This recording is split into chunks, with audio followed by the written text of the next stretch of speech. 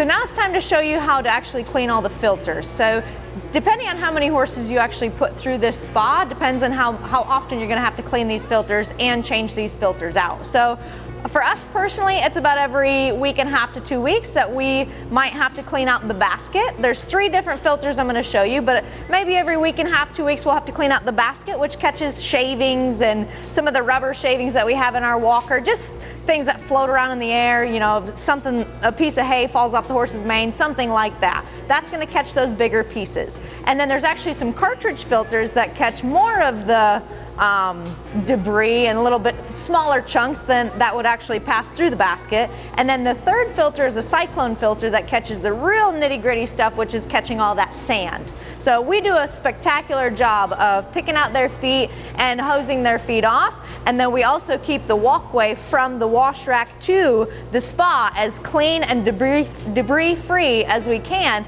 and we still have sand, shavings, hair. You're gonna have it. You cannot get past that. So it's just something that's just continuous maintenance and is just part of owning a spa.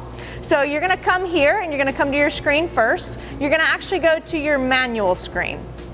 So this is where it's super simple. They've got this so idiot proof, it's incredible. All you gotta do is hit filter clean. So we're gonna do the cartridge filter first. So this is where I'm gonna have a bucket, mainly because I gotta take about 5 to 7 gallons of water out of this cartridge here, this cartridge filter here, and so rather than just pouring it down the drain, I'm going to save the water and then throw it back in the spa. So I just keep a little stainless steel hose in here. I use this for the cyclone filter. It's just kind of handy to have because I just have to blast it for about 10 or 15 seconds every day, which I'll show you later. So I like to use this little stainless hose here, and you just hook it up to the valve that is to the right of the cartridge filter here. Okay.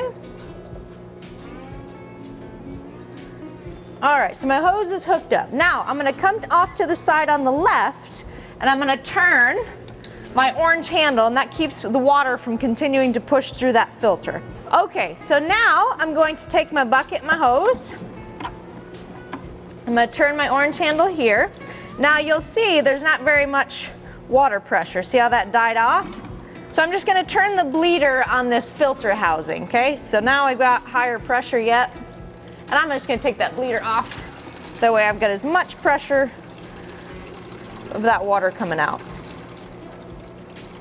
So I gotta take enough water out so that when I unscrew this lid, I don't have water coming out onto the floor.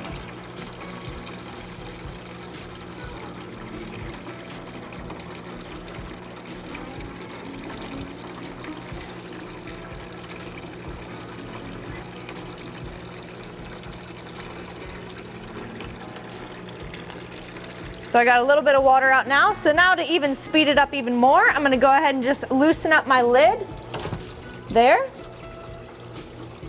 And then I'll kind of let just a little bit more air in. I'm not gonna unscrew it all the way. If I do, see if I unscrew it all the way, see how the water keeps dripping off? It's not the end of the world, but I'm just trying not to get a big sloppy mess out in our alley. Okay? All I'm trying to do is get enough water out that it's below this lid here. So there's still, see how there's still too much water in there? I can kind of double check how much more I need to take out. So it's just still coming out. It's usually one really full bucket is all you have to take out as a general rule.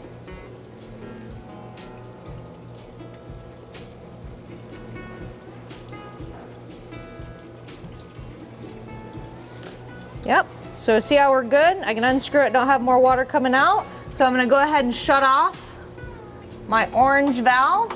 I'll just move this out of the way for now. I'm gonna dump that in the spa again later. And now my lid, I'm gonna keep turning it there until it drops down and it kind of clicks and makes a noise. That tells me that it's completely unscrewed. Okay, and I'm careful to lift it up and over because I don't wanna knock off that little filter on the top. So you can see here how we've got debris. It's a little bit of hair, you know, just a little bit of gunk. built up on that filter, that's completely normal, okay? That's why we're pulling it apart and cleaning it. So you'll just go ahead and you'll pull up this plastic piece here, and just be careful, it's got a stem on it. And then you'll go ahead and take off your top filter, and this little plastic piece here just keeps these filters sandwiched together. And now I'm going to take this tall canister out, just slowly. Try to let it just drain that water out.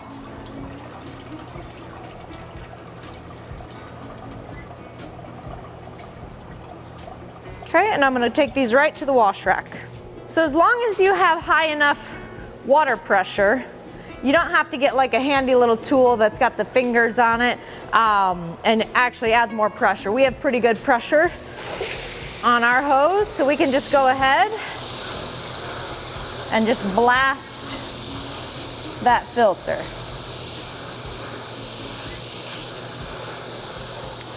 Okay.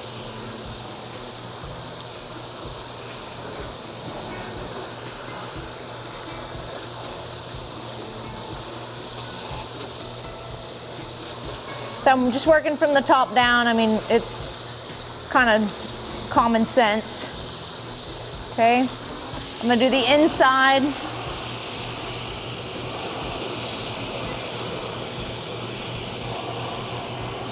Now I'm gonna flip it over. Same thing, top down.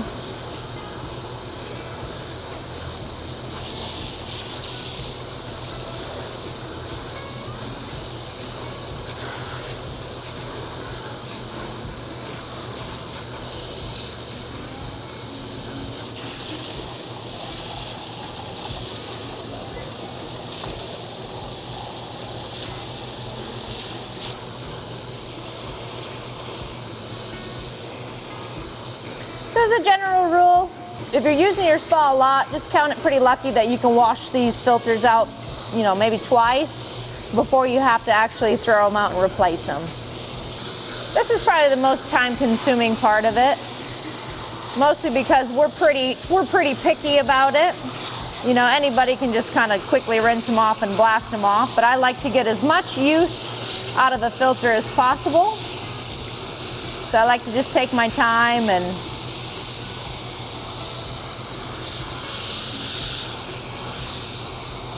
go, get every angle. Okay, that one's ready to go. I'll just set it off to the side. Next one.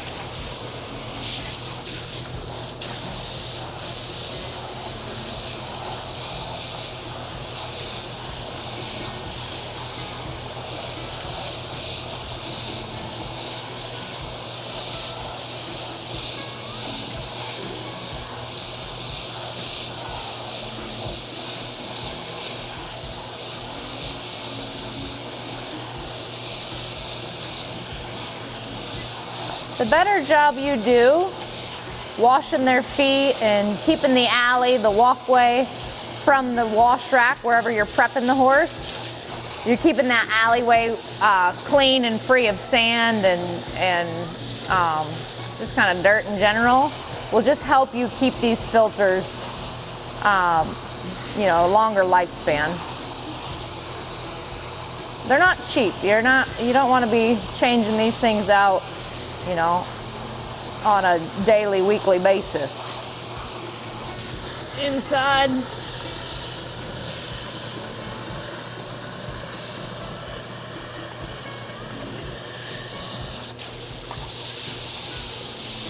Same thing, other direction.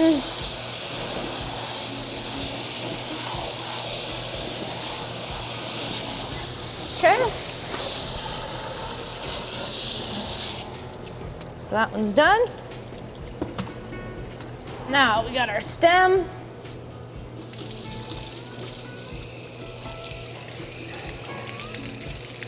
So I just kind of, if there's any little mildew, it's just water and gunk. Wipe that off. Now turn the pressure up, kind of blast those holes clean. Oops.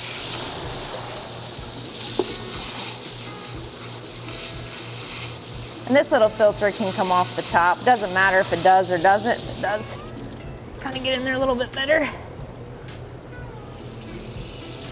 There you go. And then you can just hook it back on, just pushes right on. And then we got one more piece, which is our kind of little jointing plastic piece. Set those off to the side.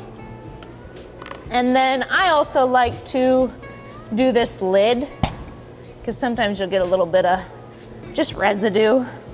So just be careful that I don't knock off that little reader on the back. Okay.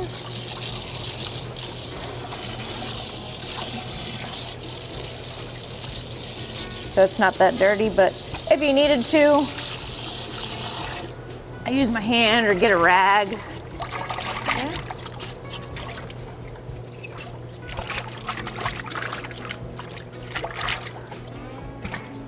So the harder your water, the more you'll get kind of some stains and just build up. Okay.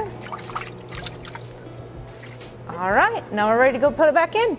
So now you're ready to put your filters back in. So you're always gonna do your taller filter first, for obvious reasons. It's the height of the housing. And you just kind of softly kind of set it down in there, and then there's actually a pipe coming up in the bottom of that housing that the filter sits around. So that's what I was kind of moving that around looking for. Then you'll take your plastic kind of joiner, click that into place. Now my smaller filter goes on top of that, clicks into place. I grab my stem, and this is where you have to kind of feed it down and fish it. And sometimes it gets a little tricky. That almost looked like it was almost too easy. Sometimes, that's why I'm gonna make it look, this is what really happens, is it kind of catches on your filters, and you just have to kind of fish around. Of course, now it's doing it. You have to fish around for that pipe. There we go. And then just set it on. Now you're ready to put your lid on. And just be careful putting your lid on that you don't knock off that little stem. So here, the way that they've designed this whole spa is so it actually can sit on a flatbed trailer. So that means that when this door is shut, if you don't have these handles in the proper position, the door actually won't shut. So you can either unscrew one of these black handles, or if you just get this lid on here correctly, you can actually keep the handles on and be able to read your valve here of your PSI. So what I know that this spa personally, so I'm going to turn this lid backwards. See how it dropped down? I'm gonna do it again. There. I know that when I've got my little dial here looking at the back, when I turn it, I will have the tension of this lid exactly where I want it, and I'll have my handles out of the way to shut the door. Okay, so you just turn it backwards. I'll do it again so you can see. So there's 1 click, 2 clicks, 3 clicks, 4. I want the dial looking away from me. Now I'm just gonna go ahead and tighten up my lid. Turn. Doesn't have to be super tight, but just snug right there where it wants to kind of stop. Okay, so now we've got the cartridge filter done. We're gonna head over to the other side, and we're going to do this basket. So the basket is on the actual pump here. So in order to not be spilling water everywhere, you can kind of come to the back side of this pump, and there's just a little plug. So there's a little plug here. I'm just gonna take that off. I'm going to tap here and just kind of open up my lid here. And that's obviously gonna let some water out. I'm just gonna let just a little bit of water out, and now I'm gonna go ahead and put that plug back in. There we go. Because I don't need to empty there's no reason for me to empty this pump completely of water. I just want to get a little bit of water out of there. So now there's a little plastic basket in here that catches shavings, hair. We got some rubber pieces from the walker in there that gets stuck in the horse's feet that you can't really get out, that's deep in there. So this basket here catches all the bigger pieces. So I just bring that to the wash rack, and you just use your high pressure hose again.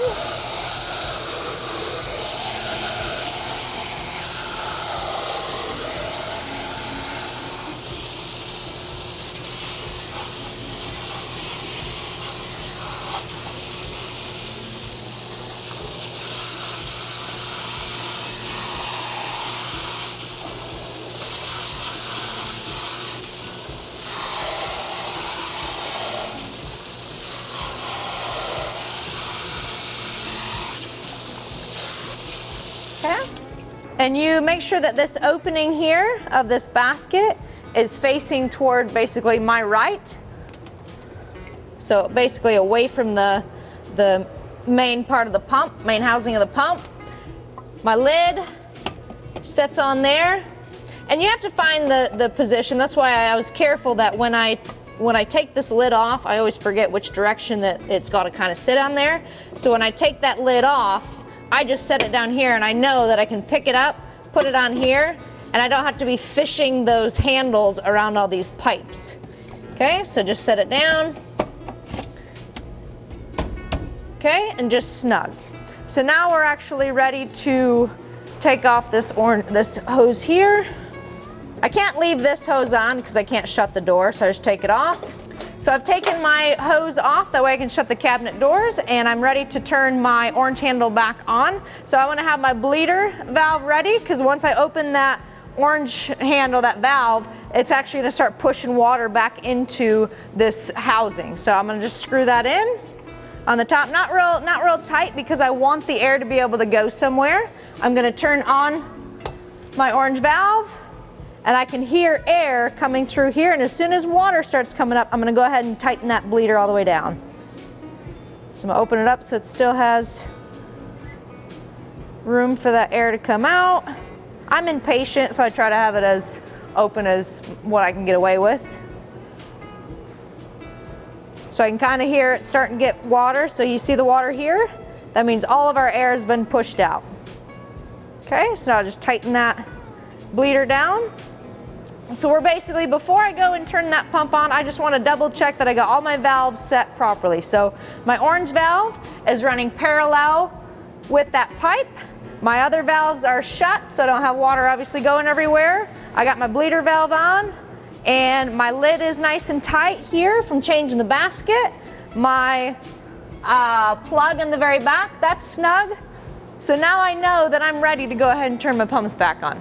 So when you come back over to your screen, there's going to be a little red illuminated button that says Reset Pump Hold. You can go ahead and tap that and see how it kicks on the pump. And now I'm going to unilluminate Filter Clean, which if you come over here, that valve there changes, and now it's going to go ahead and push water into that pump. So now it's just pushing water through the whole system again.